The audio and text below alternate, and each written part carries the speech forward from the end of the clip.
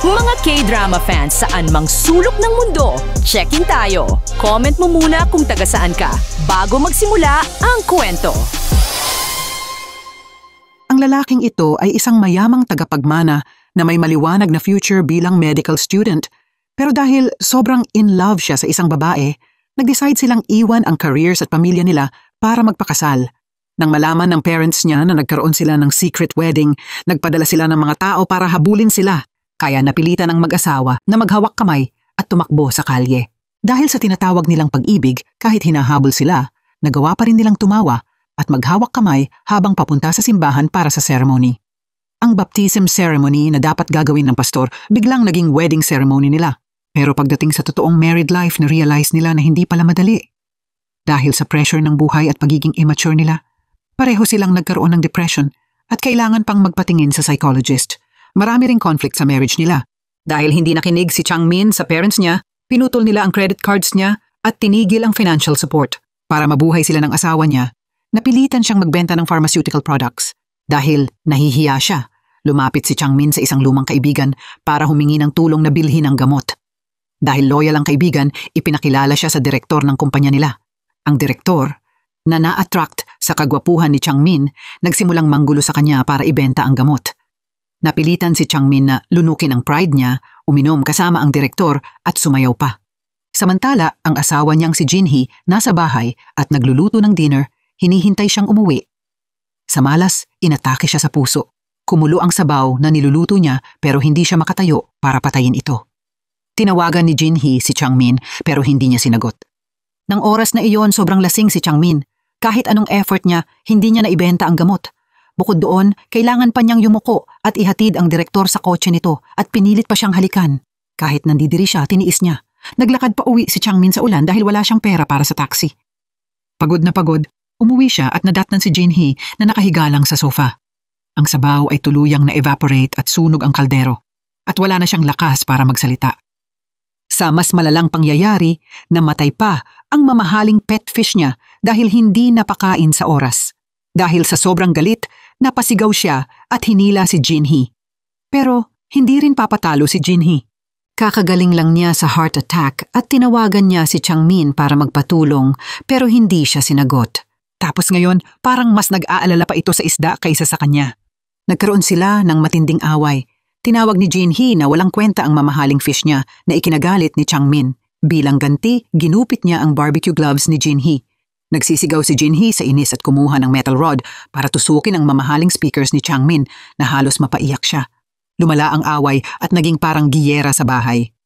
Ginupit ni Changmin ang designer handbags ni Jinhee at binasag naman ni Jinhee ang paborito niyang kamera.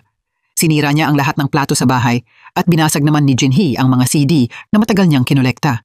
Nagpatuloy ang kaguluhan hanggang mabasag ang wedding photo frame nila.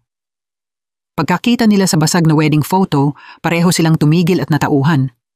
Sa sandaling iyon, pareho nilang naisip ang isang bagay. Hindi na pwedeng ipagpatuloy ang marriage na ito. Nag-decide silang mag-divorce at maghiwalay ng tuluyan ng walang koneksyon sa isa't isa.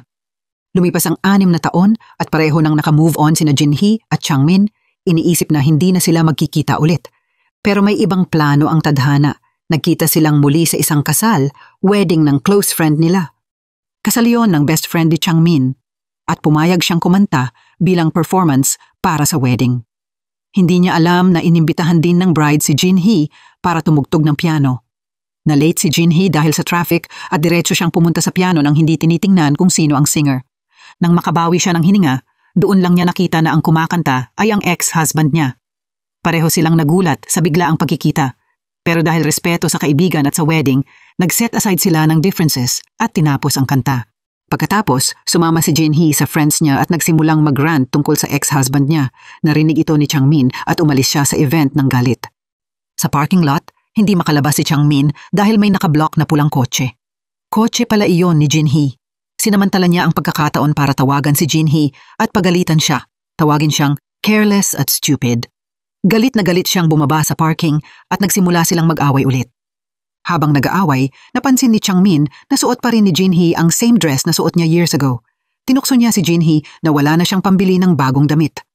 Lumakad siyang paalis habang si Jinhee naman nagngingit-ngit sa inis. Sa paningin ng iba, Mayaman at glam ang pamilya ni Changmin, pero sa loob nito puro tensyon at kasakiman dahil lahat gustong magmana ng family fortune.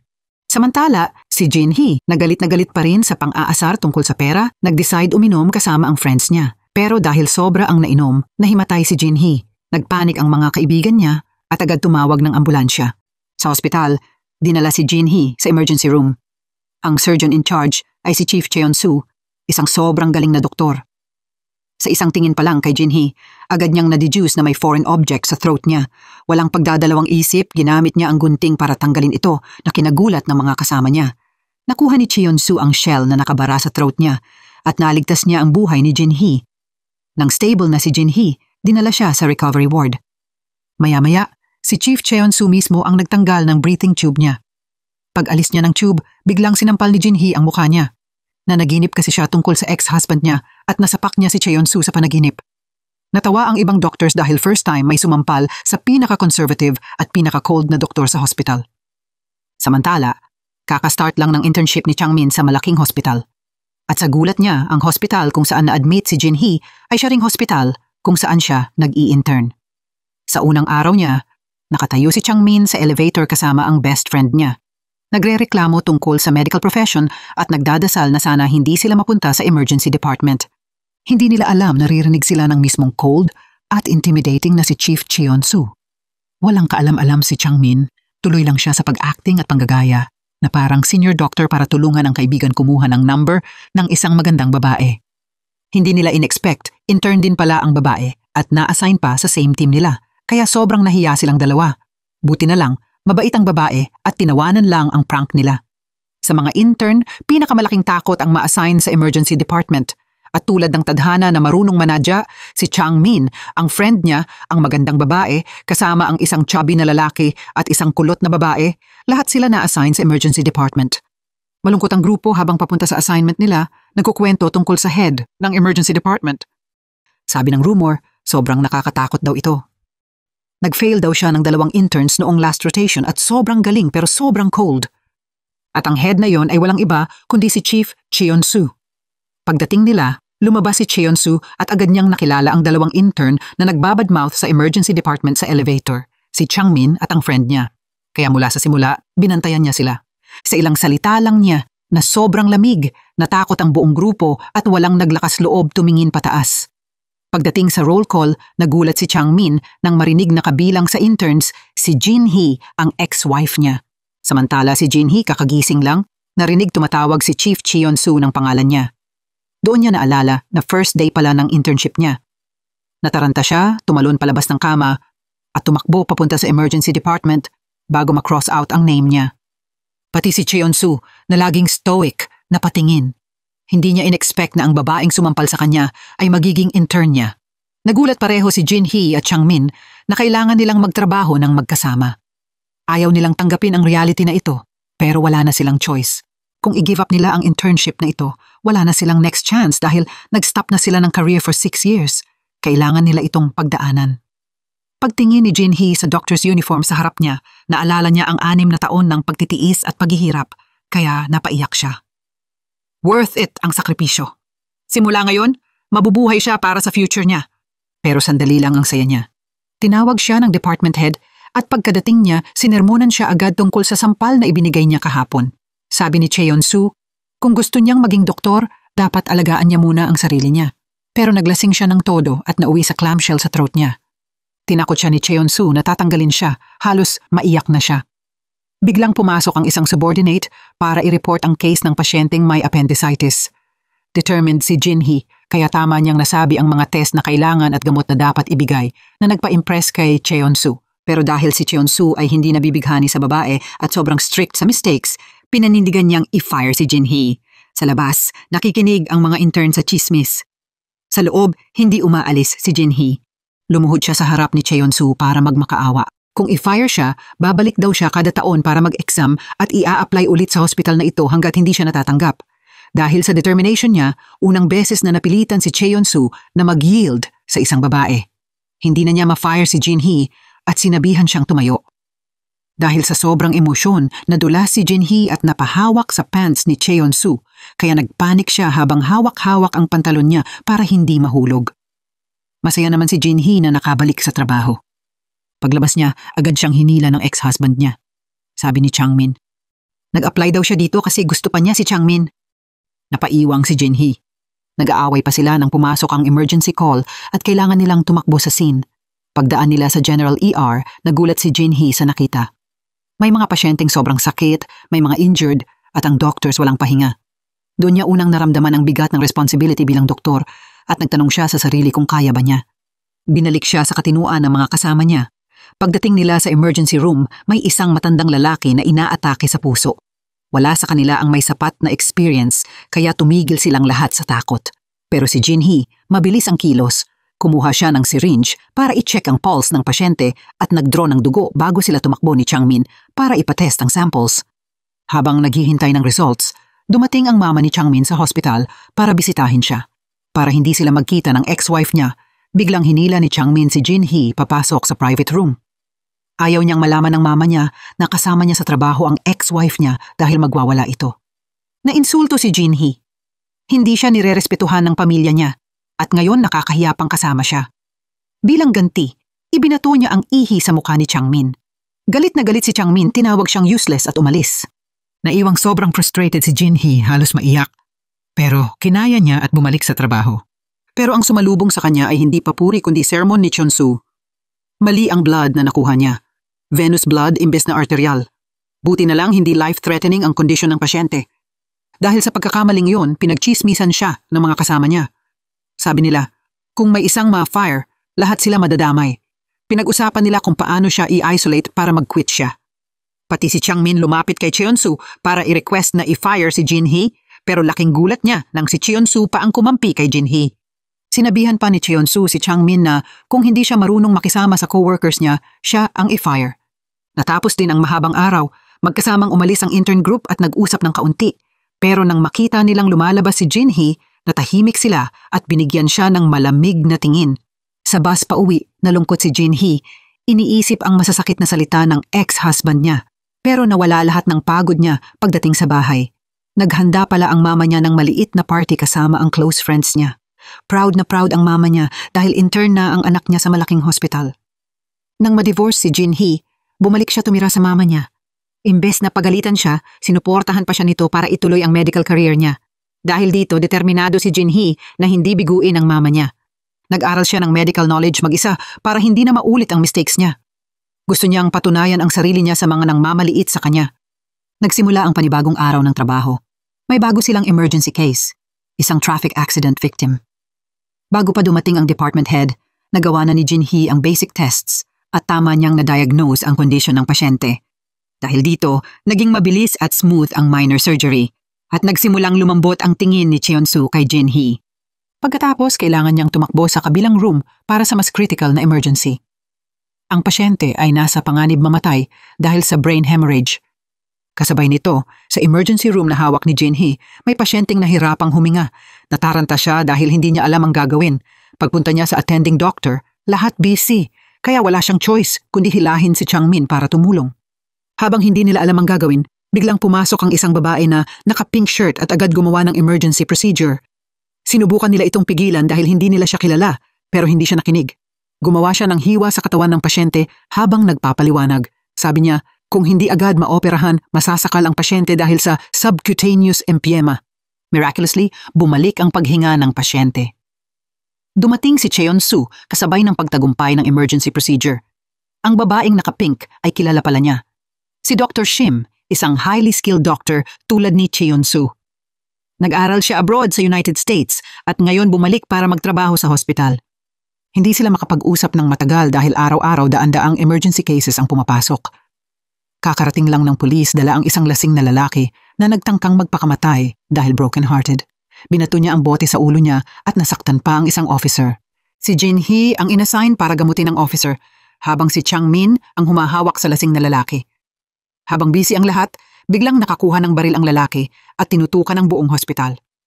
Dumating agad ang pulis, pero ginawang hostage ng lalaki si Changmin at humingi siya na dalhin ang girlfriend niya sa hospital. Kung hindi, babarilin niya si Changmin sa ulo. Nang napuno ng tensyon ang buong ospital, may naisip si Jinhee. Maingat siyang gumapang papunta sa defibrillator, tahimik na itinulak ang cart papunta sa lasing na lalaki at naintindihan ang plano ni Chief Chon-soo para i-distract siya. Habang lalo pang naiinis ang lasing na lalaki, tinaasan ni Jin-hee ang voltage sa pinakamataas at pinatulan ang kuryente sa likod ng lasing na lalaki na nagdulot ng pag-ikot ng katawan niya. Na-shock din si Changmin sa proseso at pareho silang bumagsak na walang malay na naresolba ang agarang panganib. Ngunit dahil sa high voltage shock, huminto ang puso ni Changmin at labis napakabahala ang buong intern team. Nahiya si Jin-hee at sinisisi ang sarili dahil hindi niya pinag-isipan ng maayos ang ginawa niya bago kumilos. Ginawa ni Chief Cheon-soo ang lahat para mag-perform ng chest compressions kay Changmin at pinagsikapan din ni Jin-hee na iligtas ang ex-husband niya. Nakatingin naman ang magandang babae ng tahimik at may galit na tingin kay Jin-hee. Palitan silang nag-CPR kay Changmin at pagkatapos ng matinding pagsisikap, sa wakas ay nailigtas nila siya. Samantala nagtatrabaho si Dr. Shim kasama ang mga kasama niya sa pag-opera ng isang pasyenteng binaril. Dumating din ang intern team para tingnan ang sitwasyon. May tama ng bala ang pasyente pero hindi makita ng attending physician ang bala sa sugat. Hinala ni Chief Cheon-soo na maaaring kumalat ang bala sa dugo at baka umabot sa puso kaya kritikal na mahanap ito. Pero gustong unahin ni Dr. Curly Hair na tanggalin muna ang necrotic tissue sa sugat kaya nagkaroon ng mainit na pagtatalo at sumuporta si Dr. Shim kay Chief Cheon-soo. Sa huli, napilitan si Dr. Curly Hair na sundin ang desisyon ng karamihan. Kinumpirma ng scanning machine ang hinala ni Chief Cheon-soo. Umabot nga ang bala sa puso at dahil sa kanyang insight, nailigtas ang pasyente. Pinuri ng direktor ng ospital si Chief Cheon-soo sa tamang paghusga niya. Pagkatapos, nagkanya-kanya ang lahat para mag-prepare sa susunod na emergency cases. Si Jin-hee na may guilt sa reckless niyang ginawa, nalunod sa isip nang lumapit sa kanya si Chief Cheon-soo. Sinabi niya na minsan humiling si Changmin na tanggalin siya kaya huwag masyadong sisihin ang sarili tungkol sa kanya. Kasabay niyan, nakabawi na ng malay si Changmin at huminga ng maluwag ang lahat. Pero pag-ungol niya, sumugod siya sa pag-aaway sa ex-wife niya, tinawag siyang tanga dahil hindi tama ang paggamit ng defibrillator at muntik na siya mapatay. Hindi papatalo si Jin-hee at sinabi na siya ang nagligtas sa kanya pero wala siyang pasasalamat mula kay Changmin. Nagpatuloy ang pagtatalo nila at tumating ang chubby guy at ang curly-haired girl. Kaya ibinuhos ni Changmin ang inis sa kanila bago humiga pabalik sa kama. Nang humiga na si Changmin, tumalaw ang best friend niya at ikinuwento kung paano walang sawa na nag-compress si Jin-hee ng dibdib at nagbigay ng artificial respiration. Kaya bahagya siyang naantig. Kinabukasan sa trabaho, bumili ng dagdag na bote ng tubig si Changmin na iaabot sa ex-wife niya. Pero dahil sa malamig na attitude ni Jin-hee, hindi siya nagkaroon ng pagkakataong magsalita bago siya umalis. Habang naka-duty, ginamit ni Changmin ang talino niya para mag-diagnose ng tama sa isang pasyente. Ang erratic na behavior ng pasyente ay dahil sa brain injury na nagdulot ng memory loss at ang pag-angat ng paa ay dahil sa spinal injury. Dahil dito, pinuri siya ng malamig na department head. Sa tanghalian, pinilit siyang mag-blind date ng mama niya. In-set up siya sa anak ng isang minister. Dahil sa nangyari dati, pakiramdam ni Changmin na wala siyang choice kundi sundin ang gusto ng mama. Pero nagulat siya nang dumating at nakita na halos kapantay edad ng mama ang babaeng iyon. Samantala sa ospital, kumakain si Jin-hee kasama ang magandang babae, si Ah-ryum, na talagang dumating para magtanong tungkol kay Changmin. Ginamit ni Ah-ryum ang pagkakataon para mang-asar sa payat at hindi kaakit-akit na itsura ni Jin-hee na parang sinasabi na hindi siya kasing ganda ni Ah-ryum at mas mababa. Hindi alam ni Jin-hee kung paano sasagot. Samantala, tinitiis ni Changmin ang oras kasama ang babae na inayos ng mama niya. Nagpunta sila sa cafe at nakita ng babae ang isang lalaki na hindi pumunta sa kanya noong huling blind date. Nilagyan niya ng tubig ang mukha ng lalaki sa galit. Nagsabog ang lalaki at nagsalita ng masakit, tinawag ang babae na lola at pangit. Dahil dito, humarap si Changmin at ipinagtanggol ang babae na ikinilig at nagpasalamat sa kanya. Sinabi ng babae kay Changmin na hindi siya totoong anak ng minister, kundi kaibigan lang na pumalit sa blind date. Ang totoong anak ng minister ay si Ah-ryum, ang magandang babae sa intern group. Hindi pa handa magpakasal si Ah-ryum dahil marami pa siyang gustong gawin, pero nang malaman na blind date kay Changmin, nakaramdam siya ng pagsisisi. Sa ospital, may emergency shift. May partner ang iba, pero naiwan si Jin-hee mag-isa. Kailangan niyang kunin ang instruments at gawin ang minor surgery sa isang patient. Kahit dami lang, mahirap tapusin ng mag-isa. Dahil mag-isa siya, hindi niya natapos sa oras. Kahit binigyan siya ni Cheon-soo ng poor grade, determinado siyang subukan ulit.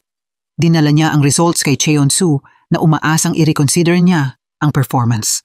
Kasabay nito nagmadali pabalik sa ospital si Changmin. Nagulat siya nang makita si Jinhee sa mga bisig ni Chief Cheon-soo. Sa totoo lang, nadapa lang siya at napasandal sa chief dahil sa pagmamadali. Pero nang makita siya ni Changmin, agad siyang sinita ni Cheon-soo dahil umalis siya para asikasuhin ang personal na bagay. Dapat laging handa ang emergency doctors kahit break time at kung mauulit, tatanggalin si Changmin sa team. Hindi pa humupa ang tensyon ng sumunod na krisis. Inatasan silang dalhin ang isang pasyente sa recovery room pero sa elevator, nagka-power outage. Lalo pang delikado dahil tumutulo ang esophagus ng pasyente at dumudugo ito mula sa bibig. Tinawagan ni Changmin si Chief Cheon-soo pero hindi makapasok dahil sa elevator malfunction. Dahil kritikal ang pasyente, napilitan si Changmin na mag-risk at mag-opera. Nanginginig ang kamay niya at kahit hinawakan siya ni Jinhee para suportahan, hindi niya magawa ang insisyon.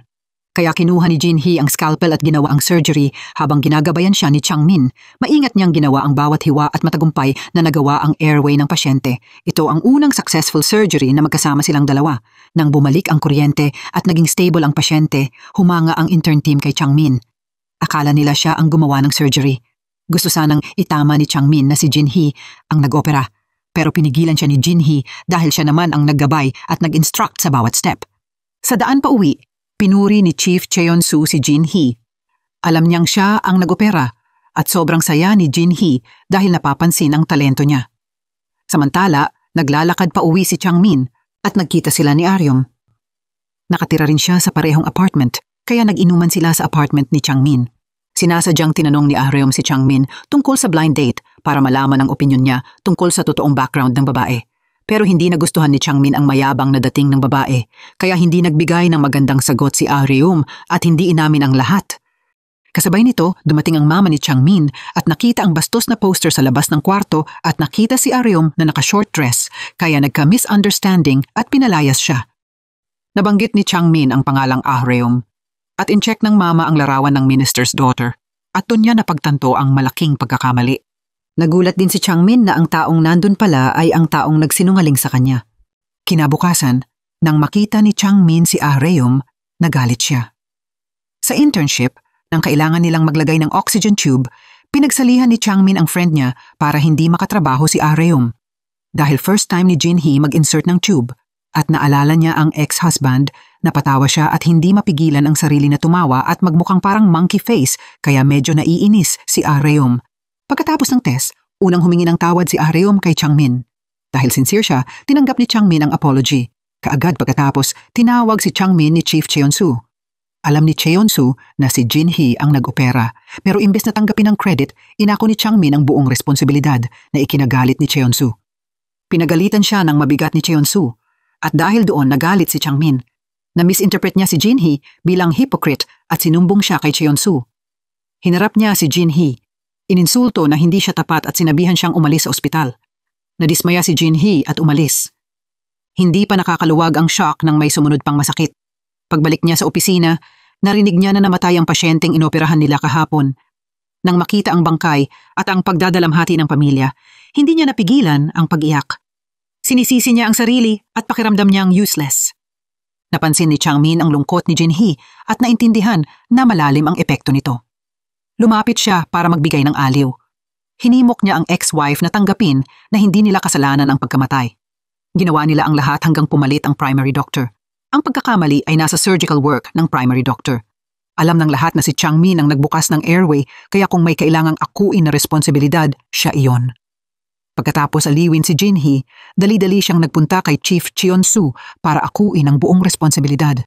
Dahil pinahahalagahan ni Cheon-soo ang loyalty, naintindihan niya na ginawa ng mga subordinates niya ang makakaya nila at ang pagkakamali ay ng primary surgeon, hindi nila. Kaya sa harap ng buong ospital, sinikap niyang idepensa si Changmin at si Jinhee. Ngunit ang curly-haired doctor na may naunang alitan kay Cheon-soo, naghahanap ng gulo. Pinilit niyang umungi ang mga intern na gumawa ng minor surgeries para patunayan ang competence nila. Dahil dito, tinawag si Jinhee sa meeting. Kinabahan siya at nakatayo sa labas ng conference room. Nang bumukas ang pinto, pumasok si Jinhee at tumingin ang lahat sa kanya. Tumating din si Changmin na nagmadali. Lumapit siya sa podium, kinuha ang mikropono, at inako ang responsibilidad para sa surgery. Ayaw niyang si Jinhee ang maparusahan. Ngunit nagsalita si Jinhee at inihayag ang totoo. Siya ang may hawak ng scalpel. Napagpasyahan ng direktor na ang emergency department staff ang may pananagutan at magkakaroon ng disciplinary action laban sa kanila. Natapos ang meeting at nagtagal ang curly-haired doctor kasama ang primary surgeon para mag-usap ng lihim. Ang totoo, nagkamali ang primary surgeon pero sinubukan nilang i-blame ang emergency department gamit ang suporta ng curly-haired doctor. Gusto nilang ilagay si Cheon-soo sa mahirap na posisyon. Samantala, nagalit si Chief Cheon-soo sa dalawang incompetent na sumira ng lahat at pinagsuntok ang ulo nila bago umalis para humanap ng paraan para ayusin ang sitwasyon. Dali-dali, sumaklolo si Ahreum para sabihin kay Changmin na kritikal ang kondisyon ng mama niya sa ospital. Agad na nagmadali si Changmin para hanapin ang mama na nawala ng malay matapos uminom ng maraming sleeping pills at naatake ang puso. Nagulat ang lahat nang malaman na si Changmin pala ang anak ng nakababatang kapatid ng direktor mula sa kalapit na malaking ospital. Sa gabi pagkatapos ng trabaho, binisita ni Jin-hee ang ex-mother-in-law. Maingat niya itong inayos sa kama at nakita iyon ni Changmin. Napagtanto niya na mabuti at maalaga ang ex-wife niya. Dati siyang minamaltrato ng mama niya pero ngayon inaalagaan pa rin niya ang babae. Matapos masiguradong okay ang mama, umuwi si Jin-hee. Pagbalik sa bahay, nagulat siya nang mawala ang wedding ring niya. Dahil nakalock ang pinto na may password, hindi pwedeng pumasok ang magnanakaw. Tanging nakakaalam ng password ay ang nakakalusot niyang nakababatang kapatid. Tumakas ang kapatid mula sa bahay at ngayon hindi alam ni Jin-hee kung saan hahanapin ito. Pagod na pagod, wala na siyang maisip pang gagawin. Naubos na siya ng buong araw. Nang gabing iyon, nanaginip siyang inakusahan siya ng pagpatay ni Changmin's mother. Kinabukasan sa ospital na apektuhan ang budget ng emergency department dahil sa pagkamatay ng pasyente. Halata na problema ay sa electrical system ng ospital na nag-delay sa surgical process. Naipit ang intern sa elevator at kung hindi na-rescue agad, baka namatay ang pasyente. Pero lahat ng sisi ay itinapat sa emergency department. Natakot ang nurse na ma-fire dahil sa limited budget, kaya sinisi niya si Jin-hee at inakusahan na kulang ang surgical skills niya at na-involve ang lahat. Dahil naramdaman ni Jin-hee na kulang ang kakayahan niya, pumayag siyang akuin ang pagkakamali para mailigtas ang nurse sa pagkawala ng trabaho. Pumunta si Jin-hee kay Chief Cheon-soo para hilingin na siya ang tanggalin, pero naintindihan ni Cheon-soo ang malalim na passion niya maging doktor at sinabing mag-focus na lang siya sa pag-aalaga sa mama ni Changmin dahil VIP patient ito. Kung maayos ang lahat, hindi siya matatanggal. Alam ni Jin-hee na hindi gusto ng dati niyang mother-in-law siya, pero para sa trabaho, wala siyang choice kundi alagaan ito. Nang magising ang mama at nakita si Jin-hee, nagalit ito at itinapon ang food tray. Mabuti na lang at dumating si Changmin para i-diffuse ang sitwasyon. Nang makita ang anak, sinisi ng mama ang anak dahil hindi nagtrabaho sa family hospital at nag-intern sa ospital kasama ang ex-wife. Ipinilit niyang tanggalin si Jin-hee. Parang kulang pa ang komplikasyon, tumawag ang nakababatang kapatid ni Jin-hee para sabihin na naibenta niya ang wedding ring para bumili ng gitara at ngayon wala na siyang pera at humihingi kay Jin-hee ng padala. Samantala, nabahala si Chief Cheon-soo matapos makatanggap ng utos mula sa superiors na tanggalin si Jin-hee. Ang tanging makakatulong sa kanya ngayon ay ang dati niyang mother-in-law, ang VIP patient. Pero napakahirap na ibigay sa kanya ang magandang serbisyo. Habang sinusubukan ni Jin-hee na mag-inject ng gamot sa mother-in-law, na-misinterpret siya at napalo. Biglang pumasok sina Chief Cheon-soo at Changmin. Ipinilit ng mama na tanggalin si Jin-hee at i-assign kay Ahreum ang anak ng minister para mag-alaga. Tutol si Cheon-soo pero mabilis na tumawag ang nanay. Ilang sandali lang pagkatapos dumating si Ahreum at wala nang magagawa, napilitan si Cheon-soo na umalis. Nang gabing iyon, pakiramdam niya ay wala na siyang magawa at talo dahil sa utos na bawasan ang budget at tanggalin si Jin-hee, kaya umalis si Cheon-soo para uminom at ilabas ang lungkot. Nagkataon na nakita niya si Jin-hee na nagiinom din, sinusubukang kalimutan ang mga problema. Tahimik niya itong pinanood mula sa malayo habang tumatawag ang babae sa ilang tao para magkwento. Napagtanto niya kung gaano siya nalulungkot at walang tunay na kaibigan. Pinanood niya hanggang sumakay si Jin-hee sa taxi, saka siya umalis. Kinabukasan ng umaga, ayaw nang gumulo ni Jin-hee sa iba, kaya nagpasiyang isubmit ang resignation letter niya kay Cheon-soo. Habang nasa gitna ng tensyon, napansin niya na may punit ang medyas ni Cheon-soo at hindi niya mapigilang tumawa. Bago siya tuluyang magbitiw, nagdesisyon siyang subukan ang isang huling tapang. Isang mahirap na mag-asawa na hindi afford ang ultrasound ang napansin ni Jin-hee, kaya lihim niyang hiniram ang kagamitan ng ospital at ginawa ang ultrasound para sa asawa. Natuklasan niya ang kidney stones at agad tumawag kay Cheon-soo para gawin ang kinakailangang operasyon. Nabahala at walang magawa si Cheon-soo dahil sa katigasan ng ulo at padalos-dalos na kilos ni Jin-hee. Napansin ni Dr. Shim na magkamukha sila sa maraming paraan. Kapag may pinapasiya, walang makakahadlang. Matapos ang insidenteng iyon, determinado pa rin si Jin-hee na mag-resign pero hindi niya inakala na tatangayin ni Cheon-soo ang sulat niya. Ipinaliwanag niya na wala raw ibang tao kahit ang direktor ng ospital ang may awtoridad na magtanggal sa mga intern niya. Samantala, nag-heart attack ang ina ni Changmin habang natutulog. Mabuti na lang at naroon si Jin-hee para mag-check. Agad niyang pinagana ang electrocardiogram at natuklasan ang problema saka tumawag ng doktor. Ngunit nang banggitin ni Changmin na iniligtas siya ni Jin-hee, hindi man lang siya pinasalamatan. Alam niyang sanhi ng kondisyon ng ina ang pagtanggi ng ama niyang umuwi, kaya nagmaneho siya para kausapin ang ama. Kahit anong pilit niya, tumanggi ang ama na bumisita, alam niyang kilala ang ugali ng asawa niya. Wala nang magawa, umuwi si Changmin. Samantala nakaupo si Areum sa bar naghihintay kay Changmin, isang meeting na inayos ng ina niya. Ngunit pinadala ni Changmin ang kaibigan niya bilang kapalit, kaya medyo nadismaya si Areum. Nandun din sa bar sina Chief Cheon-soo at Dr. Shim. Napag-alaman ni Jin-hee na sumasayaw ang nakababatang kapatid niya doon, kaya pumunta siya para hanapin ito. Dahil pinagalitan ng ina, sumama rin si Changmin sa bar para makita si Areum. Nang makita niyang sumasayaw ang kapatid, agad hinawakan ni Jin-hee ang kamay nito, balak dalhin pa uwi. Huminto ang tugtugin at nakatingin ang lahat sa entablado. Salamat sa isang kaibigan sa banda na humatak kay Jin-hee, nakatakas ang kapatid. Habang hinahabol ang kapatid, natapakan ni Jin-hee ang stage at nahulog. Nang buksan niya ang mata, nakita niyang nandun ang buong grupo mula sa ospital. Tinulungan siya ni Chief Cheon-soo na tumayo at may kakaunting selos na naramdaman si Changmin sa tanawing iyon. Pagkatapos, umupo sila para mag-usap. Tinago ni Jin-hee ang katotohanan tungkol sa kapatid at nagsinungaling na may utang ito sa kanya at ayaw magbayad kaya siya pumunta.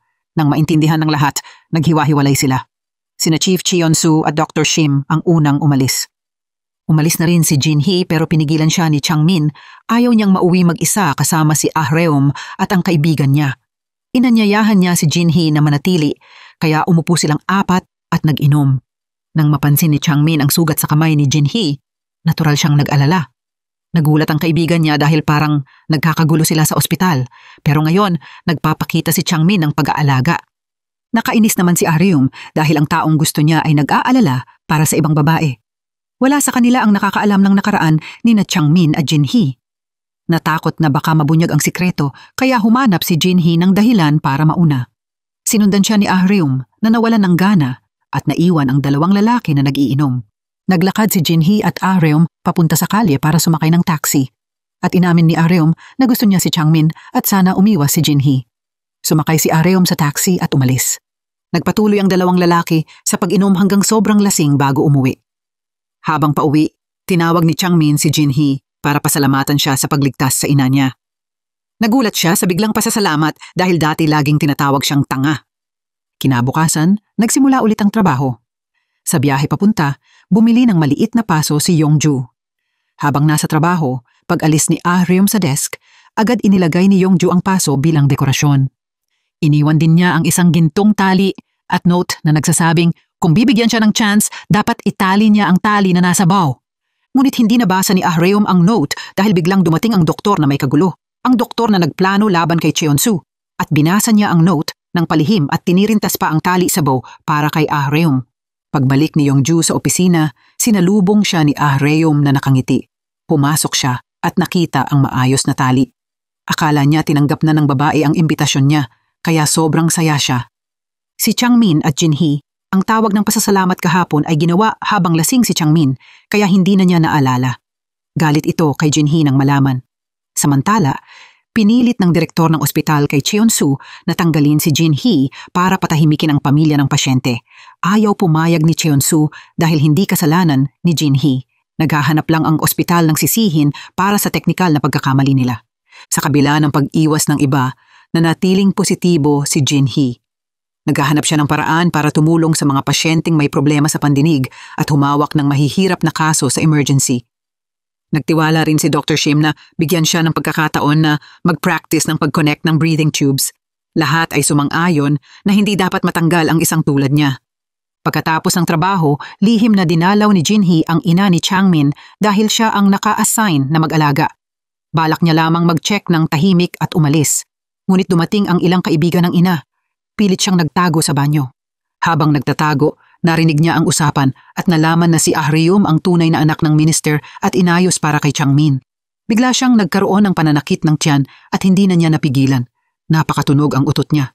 Narinig ito ng 3 sa labas, nagkatinginan at napagtanto na may taong nasa loob. Sa huli, nalaman nilang may tao sa banyo. Hindi na napigilan ni Jinhee ang sarili at lumabas na. Pinilit siyang batiin at umalis. Nagmamadali ang mga bisita dahil oras ng umuwi, kaya hindi na nasita sa masama ang nangyari. Matapos ayusin ang sitwasyon ng ina, sumakay si Changmin papunta sa ospital ng tiyuhin niya para humingi ng tulong para maiwasan ang pagkatanggal ni Jinhee at pumayag ang tiyuhin. Samantala, tumawag ang ina ni Jinhee at sinabi na may lalaking nasa bahay na nagsasabing siya ang asawa ni Jinhee at may dalang bata. Sinasabing anak iyon ng lalaki at ng nakababatang kapatid ni Jinhee. Pagdating ni Jinhee, nagulat siya na bigla siyang may pamangkin. Galit si Jinhee pero wala siyang magawa, kaya ibinigay niya ang address ng bar para hanapin ang kapatid at ayusin ang lahat. Nang maayos iyon, tumanggap siya ng tawag mula sa mag-asawang tinulungan niya kanina sa ultrasound. Lumala ang kondisyon ng asawa. Dahil wala nang ibang pagpipilian, tinawag ni Jinhee si Chief Cheon-soo para tumulong. Kahit abala sa pagsulat ng grant proposal para sa emergency room matapos bawasan ang pondo, tumigil si Cheon-soo at dumating para tumulong. Dinala niya ang lahat ng kailangang kagamitan at nailigtas ang asawa na nasa malubhang kalagayan. Nang matapos ang emergency surgery, madilim na. Bilang pasasalamat, niyakap ni Jinhee si Cheon-soo. Pakiramdam niya siya lang ang taong nandyan talaga para sa kanya. Nagulat si Cheon-soo sa unang pagkakataon sa pisikal na paglapit at hindi niya itinulak. Sa bus pauwi, pagod na napahiga si Cheon-soo at natulog ang ulo niya sa balikat ni Jinhee. Masaya siyang hinayaan siyang matulog, iniisip na sobrang pagod niya ngayon. Patay na ang baterya ng phone ni Jinhee kaya hindi siya makontak ni Changmin. Nang huminto ang trapiko sa pulang ilaw, napakalapit nila sa isa't isa. Pagdating ng berde, nagkalayo sila nang hindi namamalayan. Nagising na si Cheon-soo at nagpanggap na tulog si Jinhee. Dahan-dahan niyang ginigising, nagpunta sila sa isang restaurant para kumain. Si Cheon-soo, na kadalasan malamig, ay nagpakita ng init sa loob. Nang makita na hindi sapat ang kinain ni Jinhee, ibinigay niya ang pagkain niya. Una siyang tumanggi, pero kinuha rin ang mangkok at umiinom ng sabaw habang napapatawa si Cheon-soo. Pagkatapos kumain, bumalik sila sa ospital. Si Changmin, na naka-night shift, nakita ang ex-wife at ang department head na magkasama na tila masaya. Kaya napuno siya ng selos. Sinundan niya si Cheon-soo para tanungin kung saan sila nanggaling, pero hindi siya pinansin. Samantala, umuwi na si Jinhee. Papunta na sana siya sa kwarto nang ginulat siya ng manugang niya. Nagtaka siya bakit nandun pa, kaya ginising at pinapaalis niya agad. Ngunit dahil kahiya-hiya, tumawag ang lalaki sa asawa niya at humingi ng tulong. Ang nakababatang kapatid ni Jinhee ay abala pa sa paghahanap ng trabaho at pinakiusapan ang manugang na manatili muna sa bahay kasama ang lola. Dahil ayaw umalis ng lalaki, napilitan si Jinhee na isuko ang kwarto para sa kanya at sa apo at siya naman natutulog sa sofa. Kinabukasan sa trabaho, si Changmin frustrated dahil hindi makontak si Jinhee buong gabi. Nang malaman ito ng nurse, sinubukan siyang lapitan dala ang kumot at pagkain pero hindi siya gaanong nagpakita ng interes. Samantala, dumating si Chief Cheon-soo sa opisina at nakita na si Dr. Shim ay naggugol ng buong gabi sa pagsusulat ng grant proposal para sa kanya. Nang makita niyang hindi maayos ang butones niya, inayos ni Dr. Shim at binigyan pa siya ng bagong pares ng medyas. Kitang-kita na may gusto si Dr. Shim kay Cheon-soo pero tila tinatanggihan ito ng huli. Samantala sina Yongju at Ahreum ay nasa trabaho. Nang makita ni Ahreum ang maliit na paso, nakita ni Yongju na masayang dinidilig niya ang halaman. Akala ni Yongju na tinanggap na niya ang damdamin niya kaya sobrang saya. Sa koridor ng ospital, natagpuan ni Changmin ang ex-wife. Agad niyang tinanong bakit hindi sinagot ang tawag niya kahapon. Pakiramdam ni Jinhee ay wala na silang relasyon, kaya hindi na mahalaga kung sinagot niya o hindi. Sandali lang tumawag si Chief Cheon-soo. Inakusahan si Jinhee ni Dr. Shim ng maling diagnosis at maagang pag-discharge ng pasyente. Lumala ang kondisyon pero tumindig si Cheon-soo para kay Jinhee. Naniniwala siya na hindi nagkamali si Jinhee. Kinumpirma ni Jinhee na ginawa niya ang tamang tests at nagpakita ng sintomas ng stomachache. Pero iginiit ni Dr. Shim na maaaring appendicitis. Para ipagtanggol si Jinhee, sumigaw si Cheon-soo kay Dr. Shim. Pero nang masusing sinuri ng curly-haired doctor na may galit kay Cheon-soo, lumabas na maaaring appendicitis nga. Dahil hindi nagawa ni Jinhee ang gynecological exam, buntis pala ang pasyente, kaya nagkamali siya sa diagnosis. Dahil dito, hinarap ni Dr. Shim si Cheon-soo para makipag-usap ng pribado. Sinita siya dahil sa pagtatanggol niya kay Jin-hee pero hindi rin alam ni Cheon-soo kung bakit niya ginawa iyon. Naalala niya siguro ang sarili noon na mas determinado at mas passionate. Samantala, sa bahay ni Jin-hee, dinala ng manugang ang marriage registration papers para patunayan na siya ang asawa. Wala na ring magawa ang ina ni Jin-hee kundi payagan silang manatili. Hawak ang apo, hindi pa rin makapaniwala ang ina sa bagong realidad. Balik sa ospital, nag-aayos ng shifts ang grupo ng interns para sa susunod na buwan. Pinili ni Changmin ang isang shift at sadyang pinili ni Jin-hee ang kabaligtaran na ikinagalit niya. Inakala niyang ginagawa ni Jin-hee iyon para mas madalas makita si Cheon-soo. Hindi na nagpaliwanag si Jin-hee. Sa emergency practice, personal na hinawakan ni Cheon-soo ang kamay ni Jin-hee para gabayan. Ang lapit nila ang hindi matiis ni Changmin at muntik na niyang hinila ang kwelyo ni Cheon-soo sa harap ng lahat. Pero sa huli, haka-haka lang iyon. Sa totoo lang, tahimik lang na nagngingit-ngit si Changmin. Dumating ang direktor ng ospital para ipahayag ang pag-dismiss kay Jin-hee. Nang malaman ni Jin-hee na hindi siya matatanggal, inisip niyang dahil sa tulong ng department head iyon, kaya niyakap niya siya bilang pasasalamat. Masakit iyon kay Changmin. Nagmadali siyang humingi ng pangalawang pagkakataon para sa ex-wife, pero ngayon nagpapasalamat ito sa iba. Pagkatapos ng trabaho, inimbitahan ng buong team sa housewarming dinner ng chubby guy at ng curly-haired girl. Habang kumakain, nagpabati sina Changmin at Jin-hee ng negatibong kwento tungkol sa kani-kanilang kasal. Pinayuhan nila ang pares na pag-isipan muna bago magkaanak. Dahil alam nila ang bigat ng kasal, nagduda ang iba. Upang hindi mabunyag, hinila ni Changmin si Jin-hee sa tabi para mag-usap pero since di kayang manlaban ang lalaki sa babae, sumuko na lang siya. Hindi nagtagal ay sobrang lasing na lahat. Naiwan lang sina Aryum, Changmin at Jin-hee. Nang medyo late na, nagpahinga na si Jin-hee at bababa na. May pupuntahan din si Changmin kaya umalis din siya. Nagkumpetensya silang kumuha ng taxi at kinuha ng driver ang dalawa sabay.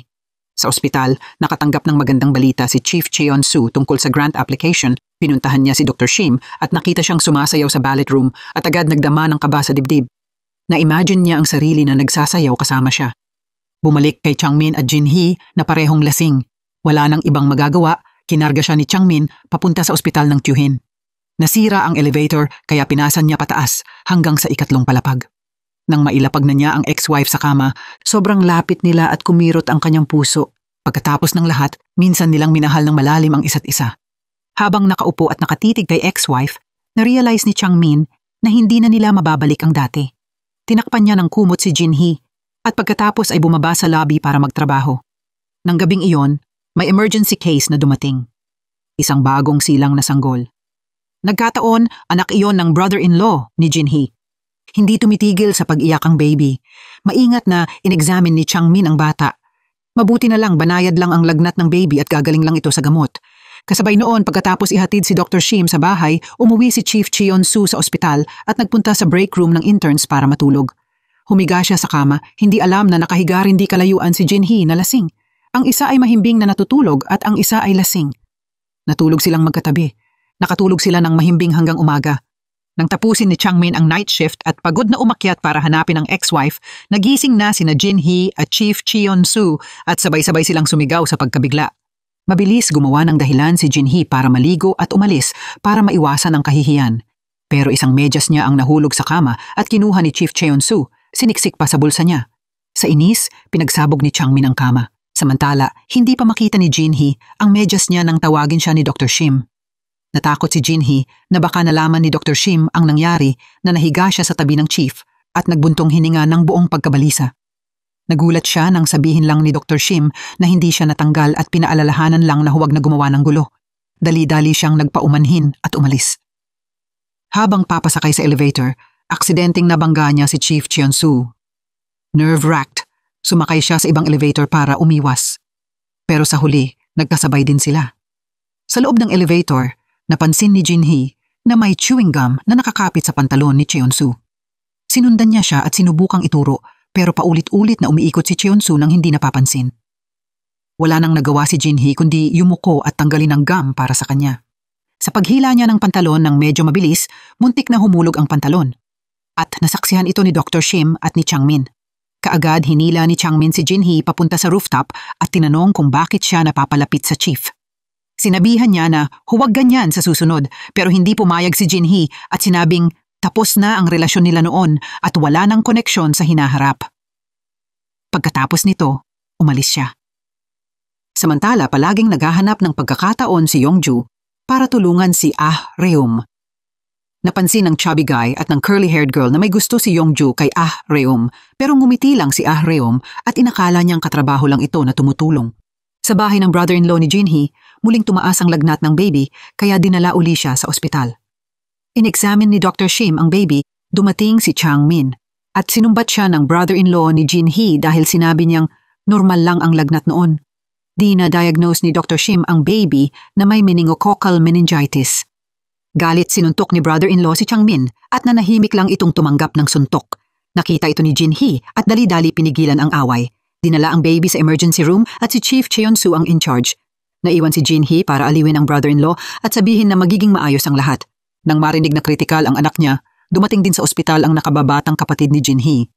Nang makita ni Jinhee ang padalos-dalos niyang kapatid, hinila niya ito sa tabi at sinita kung bakit ngayon lang dumating. Muntik na niyang sampalin ang kapatid sa galit nang makahabol si Changmin at humarang. Nang tinawag ng kapatid si Changmin na brother-in-law, hindi maitago ni Changmin ang tuwa. Matapos sampalin ng kaunti at pagsabihan, pinayagan ni Jinhee ang kapatid na lumabas para makita ang anak.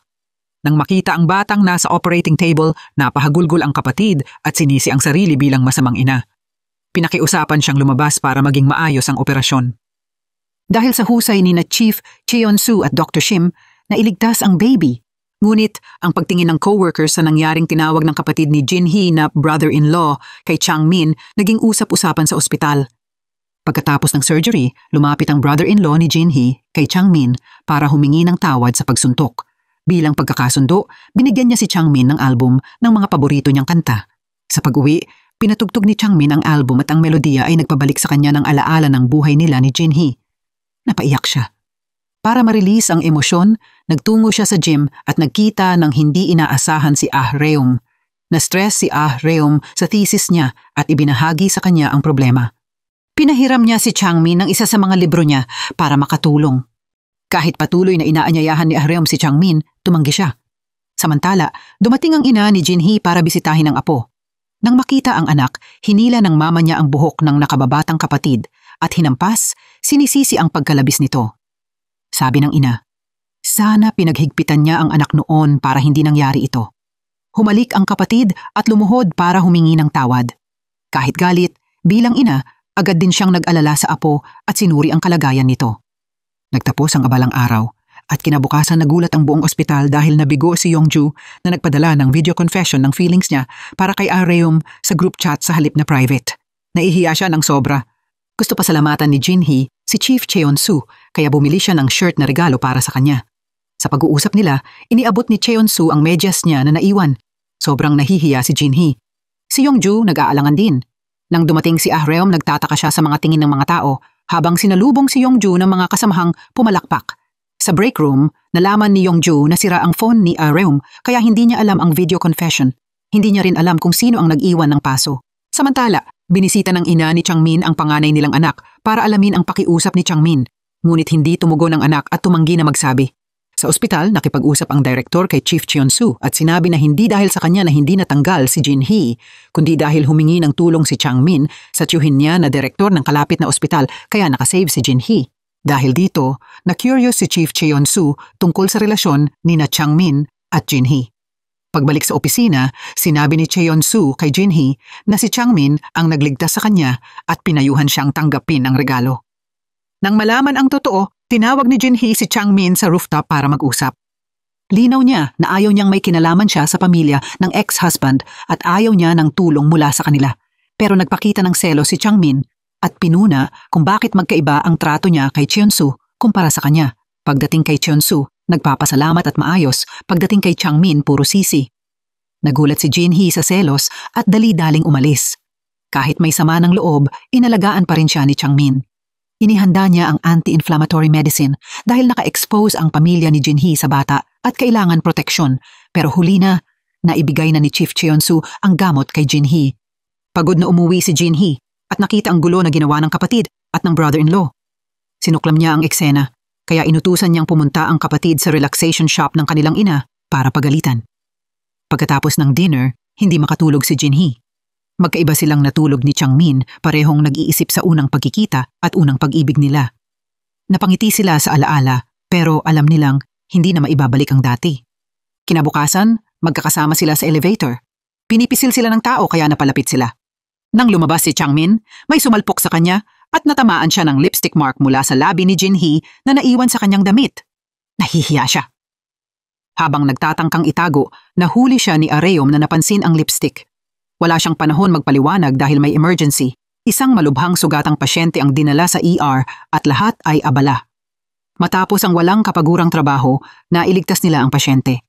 Pagkatapos ng emergency, kumuha ng sample si Jinhee para sa test at napansin ang bag ng gamot na itinapon ni Changmin. Kinuha niya ito at sinabihan siya ni Yongju na isinulat iyon ni Changmin para sa kanya. Naantig si Jinhee at naisip na pasalamatan siya, pero naabutan siya ni Ahryum na buong sigla na inalok na punasan ng lipstick stain sa damit ni Changmin na ikinairita ni Jinhee. Hindi nakayanan, nag-intervene siya, pinutol ang usapan at umalis na galit. Hinabol siya ni Changmin dahil baka magalit ang ex-wife. Ang pag-iingay ng selos niya ay lihim na nagpapaligaya sa kanya. Pagkatapos ng final steps ng surgery, nagpasalamat si Jinhee at bumili ng lunch boxes para sa dalawa. Umupo sila at kumain. Naalala ni Changmin ang indigestion ni Jinhee at binuksan ang bote ng tubig. Inalagaan niya siya. Ito ang nagpaangat ng hinala ng isang nurse na hinahangaan si Changmin. Samantala, sa opisina ni Chief Cheon-soo, sinusukat niya ang regalong shirt nang biglang pumasok si Dr. Shim at natagpuan siya. Ngumiti ito at sinabi bagay ang shirt sa kanya. Sa changing room, nire-apply muli ni Jinhee ang lipstick nang mapansin ni Ahryum na tugma ang shade sa marka sa damit ni Changmin. Nagduda siya sa relasyon nila. Samantala, inimbitahan ni Yongju si Changmin sa bar para mag-inom at kalimutan ang problema. Sinabi ni Yongju na nang kasama niya si Ahryum, tumawag ito at tinawag ang isang tao na mother. Sa Korea, tinatawag na mother ang mother-in-law at iyama, ang sariling ina. Kaya inakala ni Yongju na kasal na si Ahryum. Nakita ni Changmin ang pagkadismaya ng kaibigan at sinabi na si Ahryum ang blind date na napuntahan niya dati at hindi kasal. Nakagaan ng loob si Yongju. Hindi naglaon, nakita nilang pumasok sina Chief Cheon-soo at Dr. Shim sa bar. Nang pumunta si Chief Cheon-soo sa CR, nilapitan siya ni Changmin at sinadya niyang ibuhos ang alak sa shirt niya. Alam niyang regalo iyon mula kay Jinhee. Nabahala si Cheon-soo, nagbigay saya kay Changmin. Pag-alis ni Cheon-soo at Dr. Shim, ninakaw ni Changmin ang shirt at itinago. Nang bumalik si Cheon-soo at hanapin ang shirt, itinanggi ni Changmin na may alam siya. Dahil may emergency si Cheon-soo, hindi na niya itinuloy ang paghahanap. Tuwang-tuwa si Changmin sa munting tagumpay. Ang emergency na kinailangan ni Cheon-soo ay may kinalaman sa pasyenteng inaalagaan ni Jinhee. Inireport ni Jinhee na normal ang test, pero biglang nagkaroon ng seizure ang pasyente. Dahil natapos na ang shift ni Jinhee, inalok siya ni Changmin na pick upin siya. Nagulat siya pero sumakay. Nang nasa daan, tumawag si Chief Cheon-soo para mag-update sa kondisyon ng pasyente. Kinaba si Jinhee at pinilit bumalik sa ospital. Nag-away sila dahil tapos na ang shift niya, pero habang nagpupumilit, nakaligtaan ni Changmin ang pulang ilaw at nagpreno ng biglaan.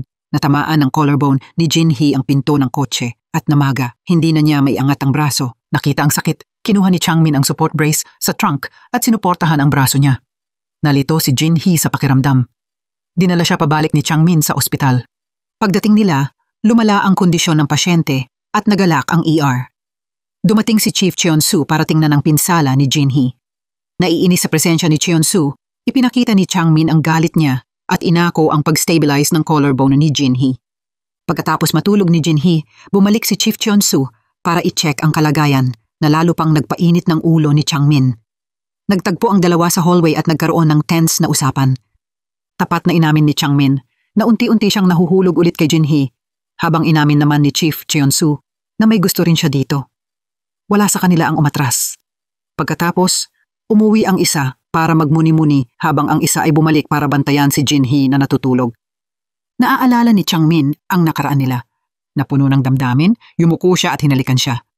Sa panaginip ni Jinhee, inaalala rin niya ang masayang sandali nila ni ex-husband at napangiti ng hindi namamalayan. Nagbantay si Changmin buong gabi, pero habang naghihilamos siya, dumating si Chief Cheon-soo. Sinabi niya na binantayan siya ni Changmin buong gabi. Tinuro ang bali ng collarbone at sinabihang magpahinga. Pagkatapos umalis siya. Kakita na ng iniresetang gamot ng ex-husband, nasasaktan si Jinhee sa braso. Nang makita, dali-dali lumapit si Changmin. Sinita niya siya dahil inireseta na pero hindi siya binigyan ng direkta at bigla naman siyang nagpasalamat. Pagkarinig ng mahinahong pasasalamat mula sa ex-wife sa unang beses sa 6 na taon, masayang dinala ni Changmin siya sa cafeteria at inalagaan ng maingat. Samantala, sa bahagi ni na Chief Cheon-soo at Dr. Shim, nagkapaghalo ang mga blood test results ng isang bata mula sa United States papuntang South Korea. Napunta kay Chief Cheon-soo ang resulta para kay Dr. Shim. Doon niya nalaman ang panahon ni Dr. Shim sa abroad. Nagkaroon ng relasyon si Dr. Shim doon at nabuntis, pero inabando na siya ng lalaki at hindi inako ang responsibilidad. Kaya pinili niyang erase ang bata mag-isa. Dahil sa malapit nilang trabaho dati, nag-aalala si Cheon-soo para kay Dr. Shim lalo na't iniwan niya ang anak sa US at umuwi para magtrabaho. Ang ina at anak ay nag-uusap lang sa telepono. Nangyayari na aksidental na narinig ni Jinhee ang isa sa kanilang tawag habang kumukuha ng bandage.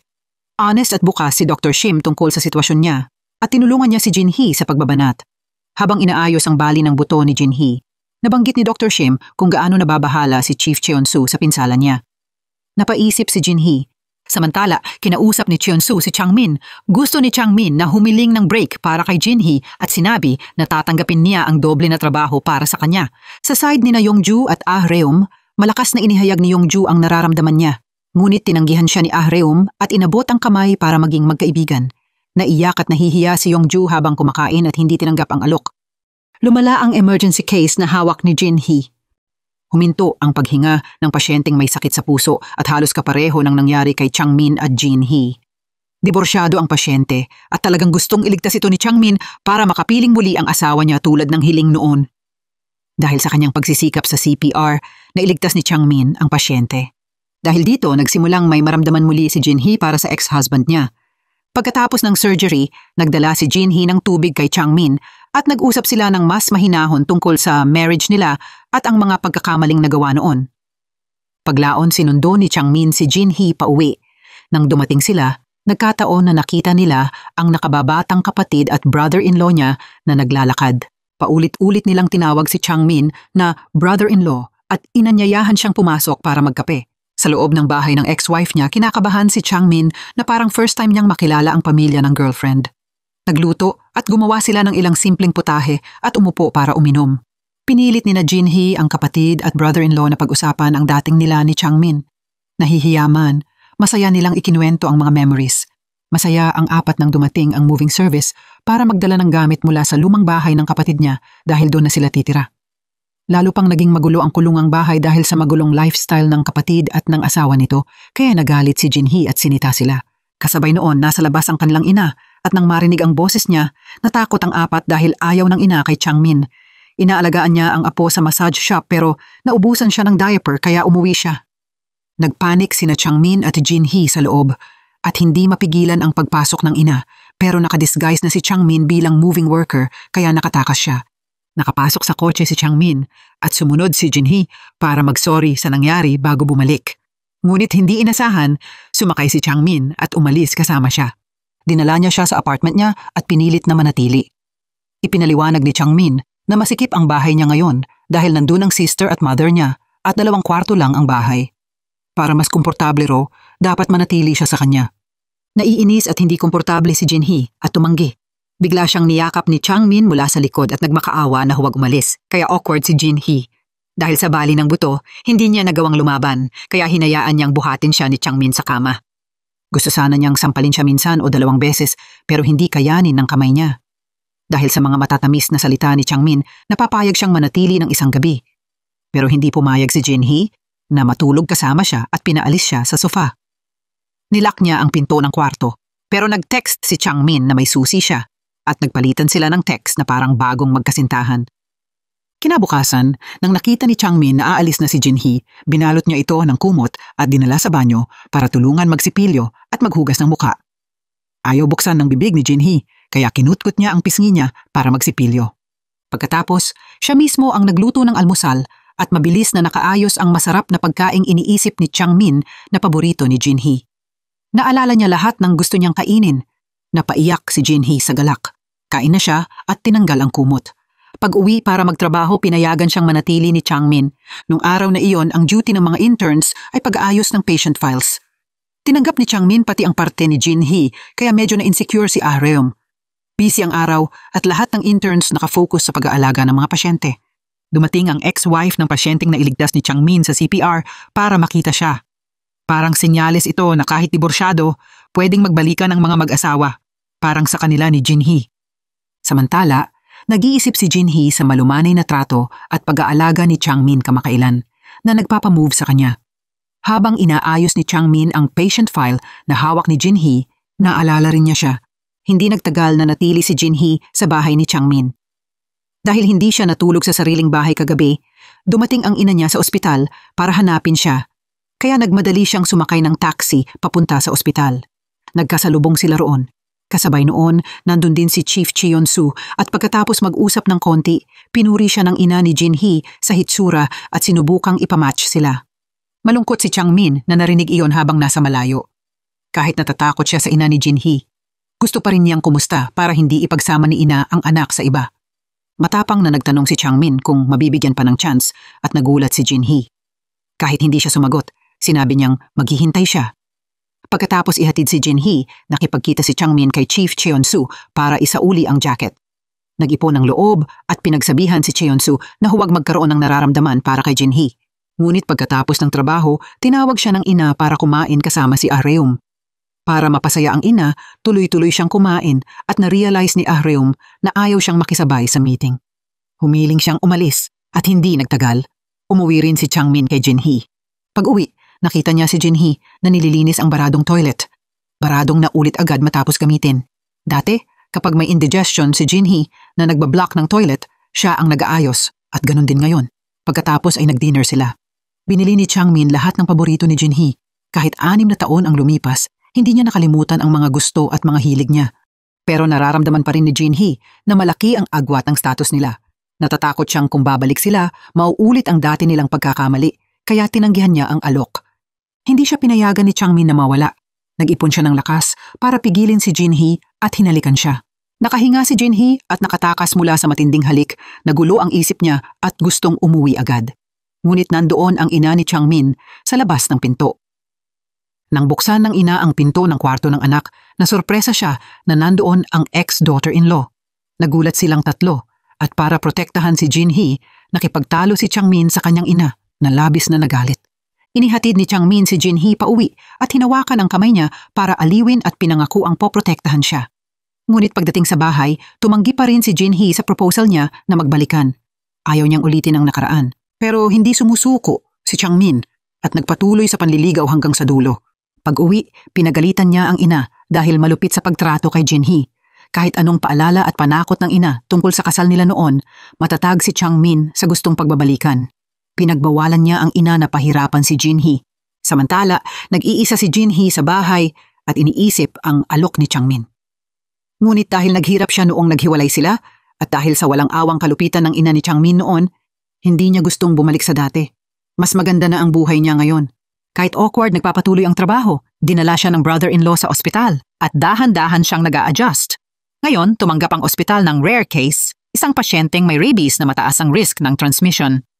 Dahil sobrang nag-aalala si Jinhee, inadmit niya ang pasyente sa ER nang hindi muna tiningnan ang history.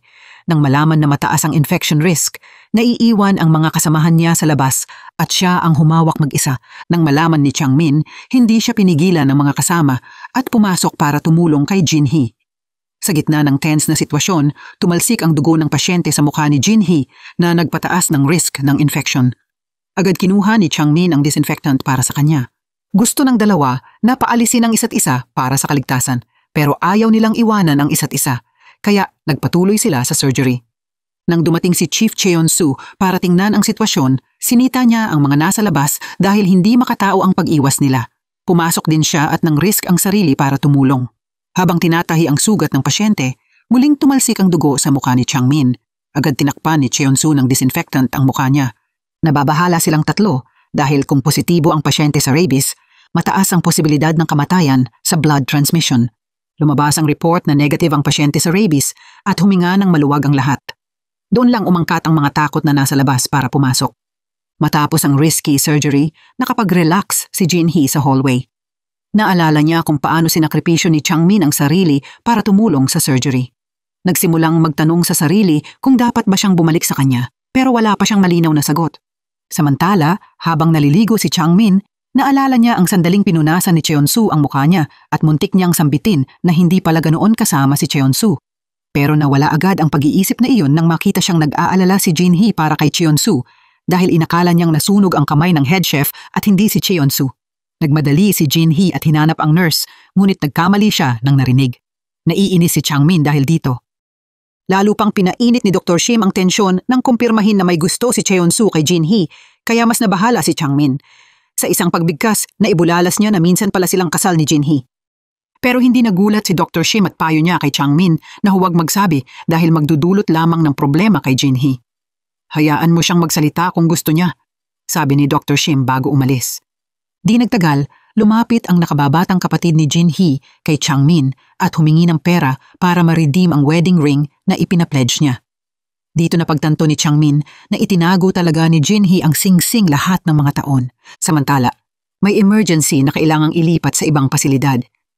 Inatasan sina Changmin at Jinhee na i-escort ang pasyente. Habang naglalakbay at matapos ma-deliver ang pasyente, gusto ni Changmin na dalhin si Jinhee pa uwi, pero tumanggi siya. Di nagtagal, narinig niya si Jinhee na masayang tumatawag kay Chief Cheonsu para i-update siya at nalungkot si Changmin dahil lumalapit siya sa ibang lalaki.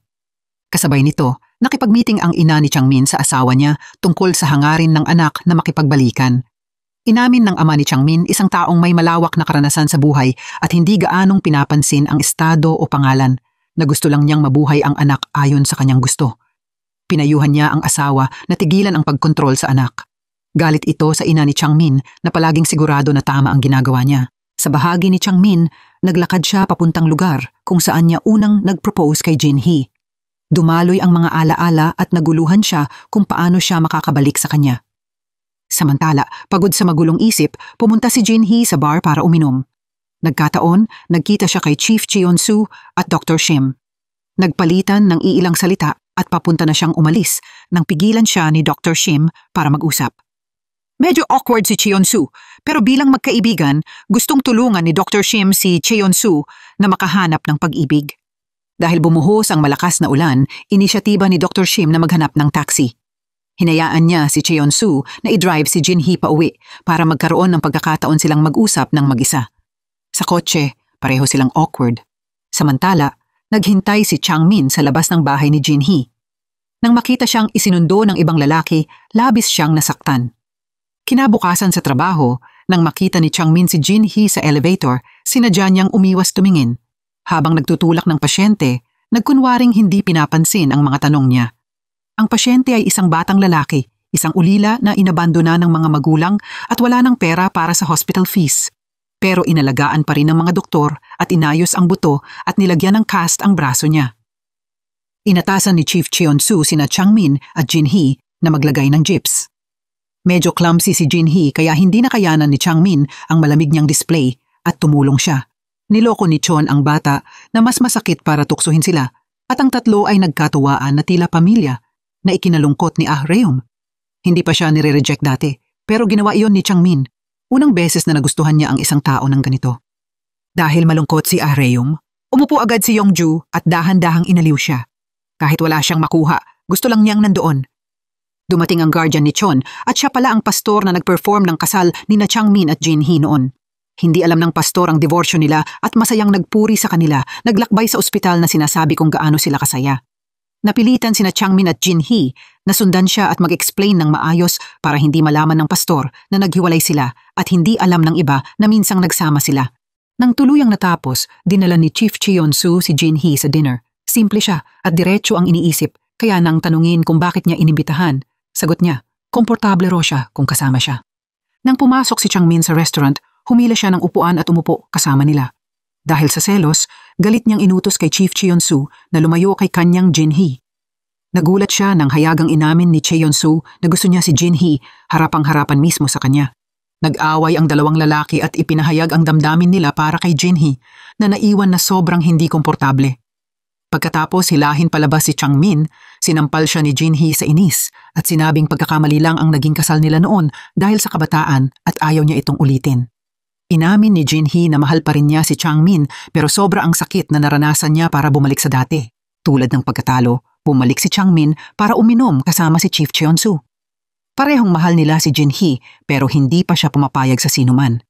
Pinayuhan ni Cheonsu si Changmin na hayaang magpahinga muna si Jinhee dahil nawawalan siya ng gana sa buhay. Sa kabutihang palad, meron pa rin siyang maliit na pamilya na puno ng tawanan na nagbibigay aliw sa kanya. Pero naging mas komplikado ang sitwasyon nang pumunta ang ina ni Changmin sa kapatid niya para pilitin si Changmin na kumain kasama ang pamilya ng minister. Layunin nilang paglapitin ang dalawang pamilya. At pumayag ang kapatid. Wala namang alam si Changmin dito.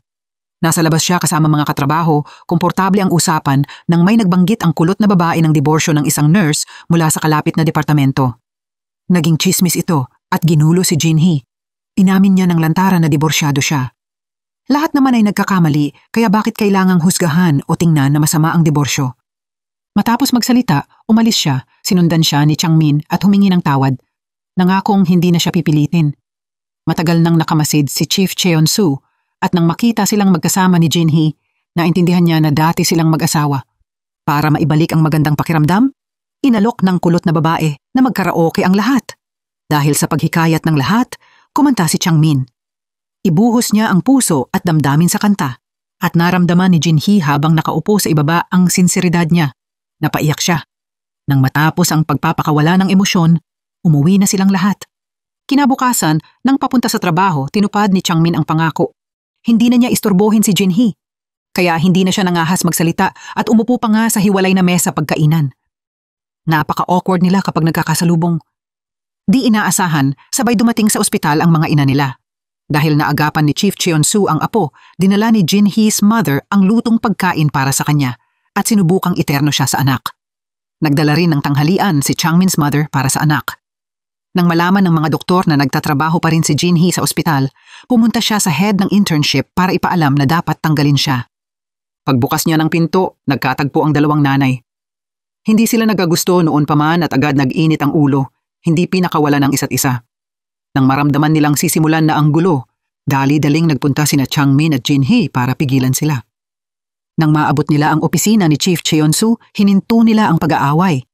Nag-away ang mga ina mula opisina hanggang labas, nagdulot ng gulo sa buong ospital kaya kinailangan ni Changmin hilahin ang kanyang ina para tigilan ang kaguluhan. Dahil sa insidenteng ito, kumalat na ang balita tungkol sa diborsyo ni na Changmin at Jinhee sa ospital. Ngayon alam na ng lahat ang relasyon nila at hindi na nila kailangan itago. Pagkatapos ng nakakapagod na araw, tinawag muli si Changmin para kumain kasama ang pamilya ng minister. Noon kasi, siya humingi ng tulong sa tiyuhin niya para hindi matanggal at bilang kapalit, kailangan niyang tuparin ang pakiusap ng tiyuhin kaya hindi niya matanggihan ang dinner. Ngunit papunta siya, may balita na lumala ang kondisyon ng ama niya, kaya umikot siya pabalik papunta sa bahay ng ama. Kasabay noon, naroon si Jinhee at nalaman na inilagay sa lab ang ama dahil wala ng oras i-transfer sa ospital. Samantala, sa intimate na dinner ng dalawang pamilya, hindi natuwa ang pamilya ng minister sa pag-uugali ni Changmin. Tinawagan siya ng ina niya at nalaman niyang inatake sa puso ang kanyang asawa. Bago mamatay, pinilit ng ama na suportahan ang anak at humingi ng tawad kay Jinhee sa lahat ng ginawa ng pamilya nila. Hindi matiis ni Changmin ang nangyari at napilitan siyang gumawa ng emergency surgery. Nagkataon at nagawa niyang i-stabilize ang ama at nailabas sa ospital. Nalaman ni Chief Cheonsu ang balita at inihanda ang lahat para sa operasyon. Dinala ang ama sa emergency room at dumating si Changmin's mother. Nang makita ang asawa niya na nasa ventilator, nawalan siya ng mundo. Kahit proud at makamkam, mahal niya talaga ang asawa. Pero pinilit pa rin niyang ipareha ang anak sa anak ng minister at inis sa pag-iral ni Jinhee. Kahit ipinaliwanag ni Changmin na dahil sa mabilis na pag-aksyon ni Jinhee na natuklasan na bumagsak ang ama niya, naabot nila ang ospital sa oras, inis pa rin ang ina. Walang magawa, umupo si Changmin kasama si Jinhee para bantayan ang ama hanggang dumating si Dr. Shim para mag-opera. Nang makita ang ama niyang nakahiga, napaiyak si Changmin. Salamat kay Dr. Shim at sa husay niya, nailigtas ang buhay ng ama.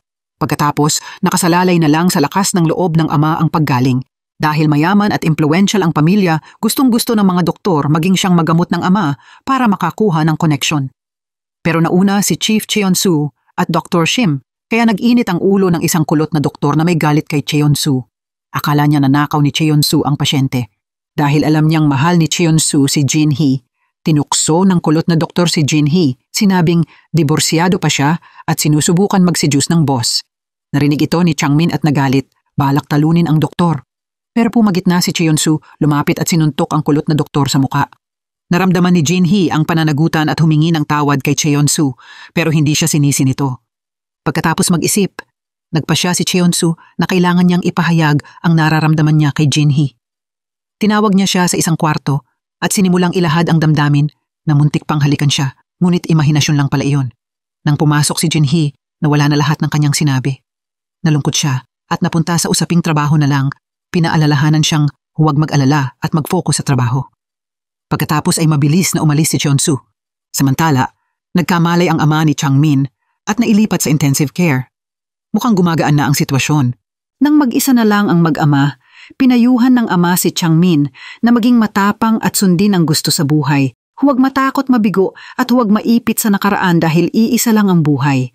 Samantala, nalaman ng kulot na babae na buntis siya. Nagulat siya at natakot baka maapektuhan ang internship kaya pinag-isipan ang abort. Naging dahilan ito ng pagtatalo ng mag-couple.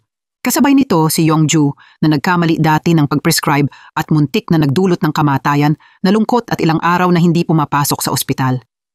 Nag-alala si Ah Reum at binisita siya.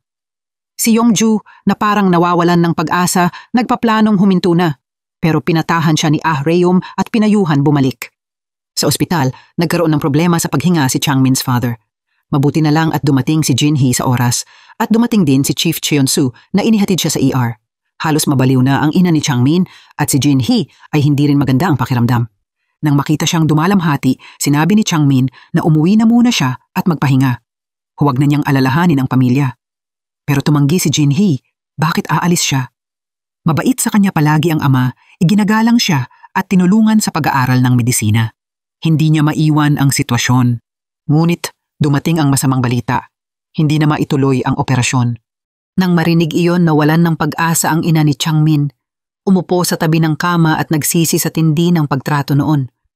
At ngayon, ang hiling lang niya ay gumaling siya at bumalik sa kanya.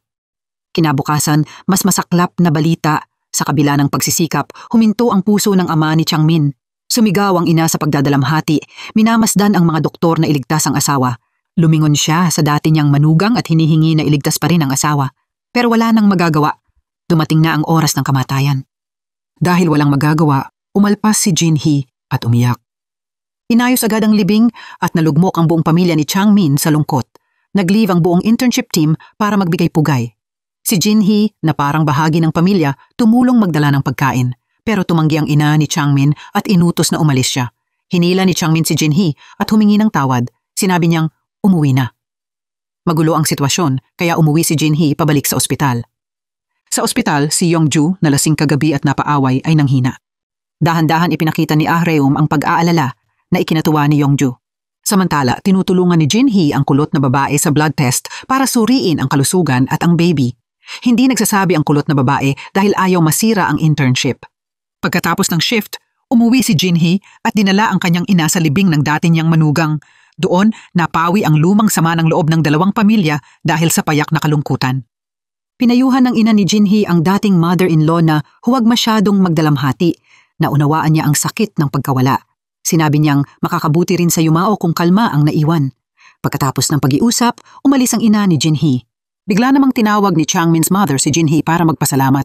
Unang beses na nagpapasalamat siya sa lahat ng tulong ni Jin-hee sa pamilya. Nakaramdam ng ginhawa si Jin-hee. Pagkatapos ng libing, pumunta si Changmin sa lumang bahay ng ama at napaluha sa mga alaala. Kinabukasan sa ospital, natanggap ni Chief Cheon-soo ang balita na suspendido siya nang walang bayad ng 2 linggo dahil sa report ng kulot na doktor tungkol sa ginawa niya.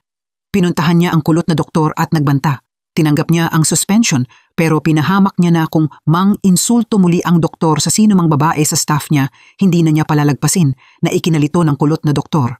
Samantala, tumawag si Dr. Shim sa ex-husband niya sa Amerika para humingi ng blood test result ng anak pero pinutol siya nito. Nakita ni Cheon-soo ang kaibigan na nagdurusa at naiinis pero walang magawa. Matatag si Dr. Shim, hindi siya nabigo. Bumalik siya sa trabaho. Habang ginagawa ang ultrasound sa kulot na babae, nalaman niyang hindi pala siya buntis. Sira lang ang unang test. Dinala ng magandang balita ng kulot na babae ang tuwa dahil maaari niyang ituloy ang internship. Naiinis naman ang chubby guy. Samantala, naka-empake na si Cheon-soo para umalis. Naramdaman ni Jin-hee ang guilt pero pinatahan siya ni Dr. Shim. 2 linggo lang ang suspension, nakapawi iyon. Sa day off niya, humingi si Jin-hee ng address ni Cheon-soo para bisitahin siya. Kumakain si Cheon-soo ng instant noodles at nagbabasa ng libro. Nang makita na pupunta si Jin-hee, kinabahan siya at inayos ang buhok. Inanyayahan ni Cheon-soo si Jin-hee sa bahay. Naiyakapan ng awkwardness ang pag-uusap. Naalala ni Cheon-soo na naiinis pa rin si Jin-hee sa nangyari sa pamilya ni Changmin kaya sinubukan siyang aliwin. Pero naguguluhan si Cheon-soo kung paano magsabi ng totoo. Natutunan niyang ilan sa mga linya sa libro at nahuli siya nang may kaparehong libro si Jin-hee, lalo siyang nahihiya. Para maibsan, pumunta si Cheon-soo sa kusina para magluto. Ngunit nagkamali. Nasunog niya ang shirt niya. Sa kabutihang palad, wala namang masamang nangyari. Pagkatapos, inihatid niya ito sa labas. Doon tumawag si Ah-reum kay Jin-hee at sinabing may problema si Changmin at hindi makatawag. Agad pumunta si Jin-hee sa bahay ni Changmin at natagpuan siyang may mataas na lagnat. Niluto niya ang lugaw para sa kanya. Habang kumukuha ng tubig, napansin niya na niredeem ni Changmin ang singsing niya. Tinanong niya kung bakit hawak niya ang singsing at tinanong naman ni Changmin kung bakit itinago niya ito. Nagising ang naramdaman ni Jin-hee. Hindi niya alam bakit pinanatili niya ang memento ng ex-husband. Pero ngayon nakuha niya ang sagot. Mahal pa rin niya siya. Pero inakala ni Changmin na awa lang ang dahilan at hindi tunay na pag-ibig. Nalito si Jin-hee at hindi niya alam ipaliwanag kaya umalis siya para pag-isipan. Dahil sa emosyonal na gulo, kinabukasan sa trabaho, nakalimutan ni Jin-hee ang patakaran na huwag sabihin agad sa pasyente na may cancer. Sinabi niya sa isang matandang babae na may lung cancer ito at nagtulak ito ng pagkabalisa. Sinigawan siya ni Dr. Shim. Samantala, gumaling si Changmin at bumalik sa ospital. Nakita niya si Jin-hee at kasama nilang hinanap ang matandang babae. Natagpuan nila siya sa labas at biglang naatake ng puso. Dinala nila sa emergency room. Dahil sa nangyari, sinisi at sinaktan si Jin-hee ng anak ng matandang babae pero naagapan ni Changmin. Tumulong din si Dr. Shim para pakalmahin ang pamilya at mag-focus sa paggamot ng pneumonia ng matanda. Nagtrabaho ng magdamag sina Changmin at Jin-hee. Magkatuwang, hindi bilang dati, pero tahimik na sumusuporta sa isa't isa. Nang ipagbigay alam ni Dr. Shim, dumating si Chief Cheon-soo agad sa ospital para tumulong kina Changmin at Jin-hee sa surgery para sa matandang babae. Pagkatapos tapusin ang trabaho, papalabas na sana si Changmin nang hinarang siya ng kulot na doktor na nagsimulang gumawa ng gulo. Pero hindi pinansin ni Chief Cheon-soo ang sinasabi nito.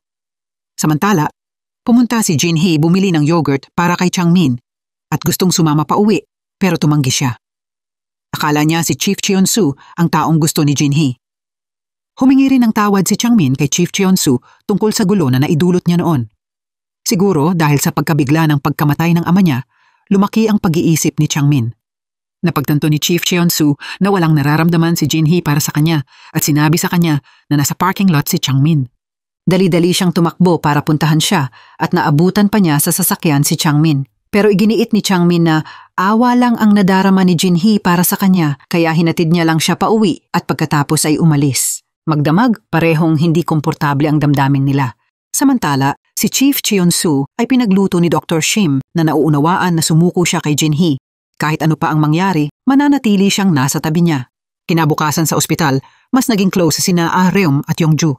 Nagsimulang magustuhan ni Ah-reum ang kakyutan niya.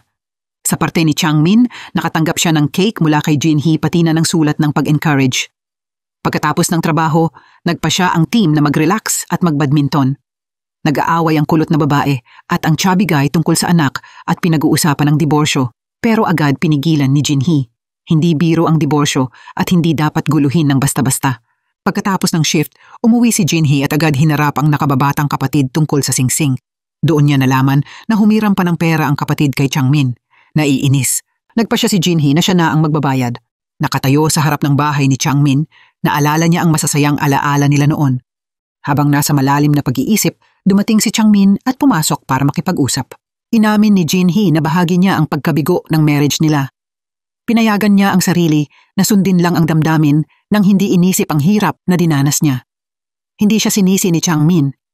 Hindi niya gusto na bumalik siya dahil lang sa guilt. Pero natanto ni Jinhee ang tunay niyang nararamdaman. Kinabukasan, pumunta sa trabaho si Changmin at natanggap ang cake at mensahe ni Jinhee na imbitasyon sa cafe pagkatapos ng trabaho. Sinabi ni Jinhee na handa na siyang bumalik sa dati pero tumanggi si Changmin. Ayaw niyang magsisi siya sa desisyon dahil baka panandalian lang ang nararamdaman niya. Naniniwala siyang unti-unti itong mawawala at dapat hanapin ni Jinhee ang totoong pagmamahal niya na inakala niyang si Chief Cheon-soo. Kinabukasan sa trabaho, iniiwasan pa rin ni Changmin si Jinhee kaya nasasaktan siya. Pagkatapos mag-isip, na-realize ni Jinhee na hindi pwedeng magpatuloy ang ganito. Sa buong ospital, may mga alaala nila. Nang makita siya ni Changmin, pinatugtog niya ang tibok ng puso niya para patunayan na totoo ang nararamdaman at gusto niyang bumalik. Sa huli, naintindihan ni Changmin na seryoso ang ex-wife at nagsimulang ng asar sa kanya. Nagsimula silang magsaya na parang dati.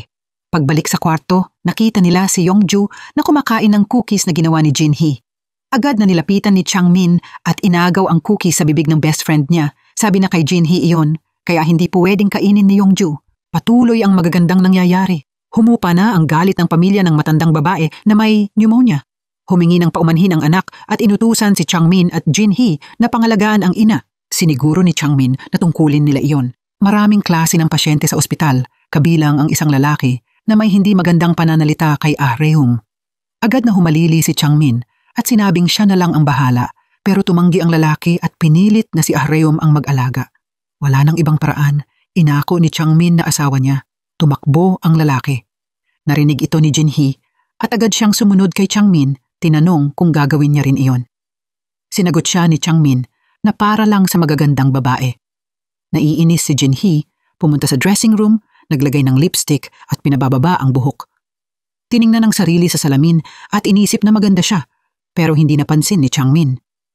Dumating si Ah-reum at gustong magtago ni Jinhee sa hiya.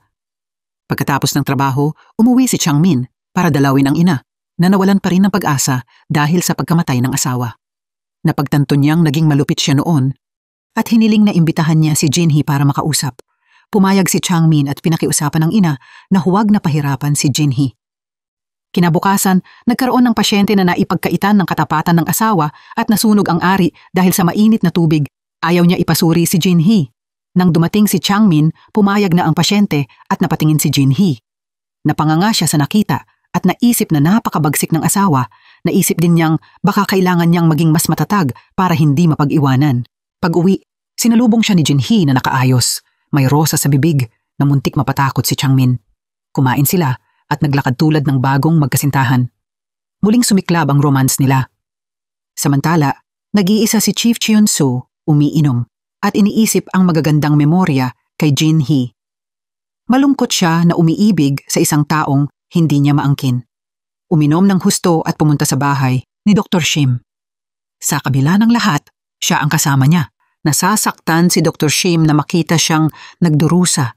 Kinabukasan dapat day off ng interns pero gustong pumasok ni Jinhee para tumulong. Pinapauwi siya ni Chief Cheon-soo.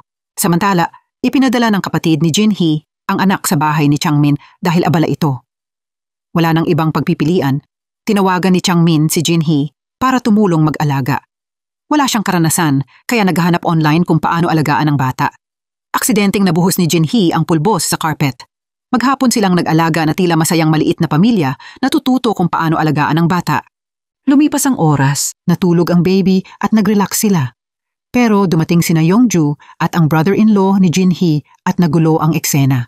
Umupo silang apat at nag-inom. Gusto nang mag-resign ni Yongju dahil mas mahilig siya sa musika at napag-alaman niyang ang brother-in-law ni Jinhee ay nasa band din. Nagkausap sila at nagplano bumalik sa musika. Naiwan sina Changmin at Jinhee mag-isa. Nagkwentuhan sila at nag-inom hanggang bumagsak si Jinhee. Kinailangan ni Changmin siyang hayaang matulog sa bahay niya.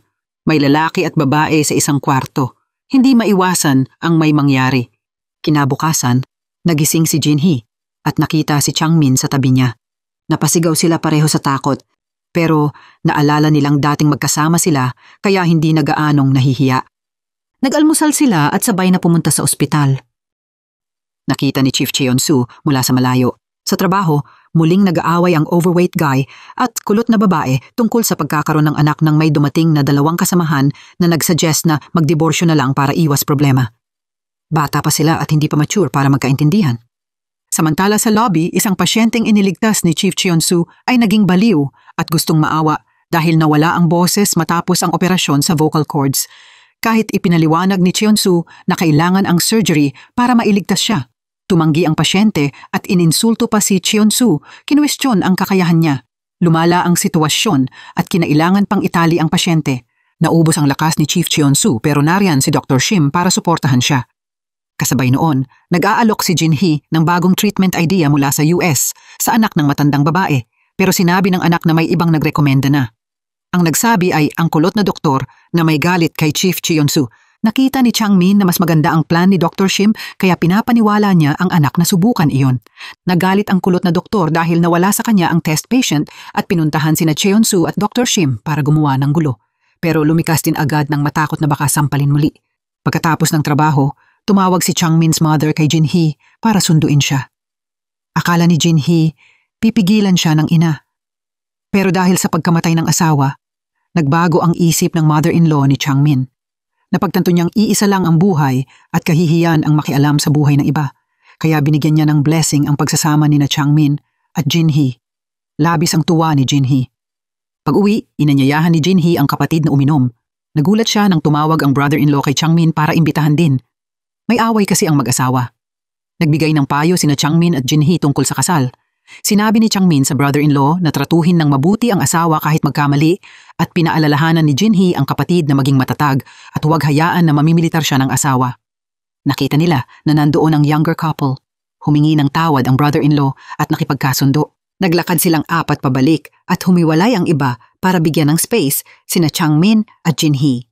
Inalalayan ni Chang-min si Jin-hee pauwi at bago pumasok, hinalikan siya nito.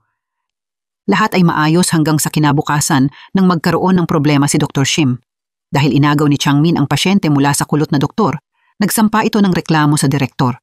Dahil pinili ng pamilya ang experimental treatment ni Dr. Shim, napilitan siyang bumalik sa US para maghanda ng surgery sa matandang babae na may pneumonia dahil kulang ang facilities sa Korea.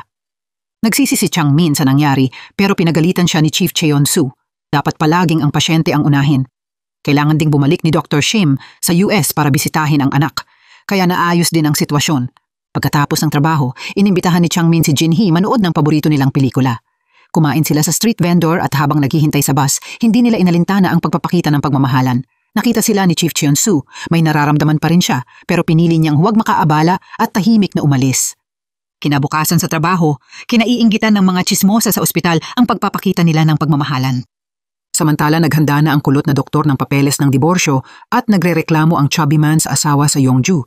Hindi pa rin magkasundo at biglang lumitaw ang bagong krisis. Kailangan ng emergency surgery ang isang pasyente pero naantala dahil ayaw ng kulot na doktor. Napayagan si Chief Cheon-soo na gawin ito nang walang pirma ng guardian. Iginiit ng kulot na doktor ang pagsunod sa regulasyon ng ospital na kailangan ang pirma bago mag-opera. Nagalit ang pamilya ng pasyente at sinisi si Chief Cheon-soo.